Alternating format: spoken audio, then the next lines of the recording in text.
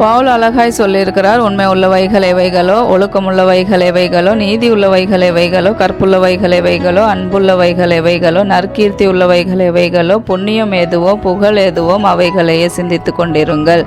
பிரியமானவர்களே, இன்றைக்கு நம்முடைய மிகப்பெரிய போராட்டம் நம் சிந்தனையில் நடக்கிறது. ஏனென்றால் சிந்தனையை சாத்தான் செதிர பண்ணி எல்லாவற்றையும் கெடுக்கக்கூடும். மூத்த விசுவாசி ஆனாலும் புதிதாய் விசுவாசத்தில் வந்திருந்தாலும் சிந்தனையில் ஸ்திரமானவர்களாய் இருக்கிறது மிக மிக முக்கியம். ஆலயத்திற்கு போகிறவர்களோட சாத்தானுக்கு பிரச்சனை இல்லை, ஏக சிந்தையும் ஏக அன்புள்ளவர்களோடு அவனுக்கு பிரச்சனை. ஏனென்றால் சிந்தனையில் நாம் பகுத்தெறியக்கூடிய ஆசீர்வாதத்தை கர்த்தர் வைத்திருக்கிறார். இதனால் நாம் புதிதாகவும் மறுரூபமும் ஆகுகிறோம். விசுவாசிகள் விசுவாசத்தில் நிலைத்திருக்க வேண்டும் என்று ஒவ்வொரு ஊழியர்கள் முழங்காலில் நிலைத்திருக்கிறார்கள். எனவே பவுல் சொல்லி இருக்கிற குணங்களை நாம் சிந்தனையில் பெற்றிருக்கிறவர்களாயிருந்து சிந்தனையில் வருகிற போராட்டங்களை இயேசுவின் நாமத்தினாலே ஜெயிப்போம். ஆமென்.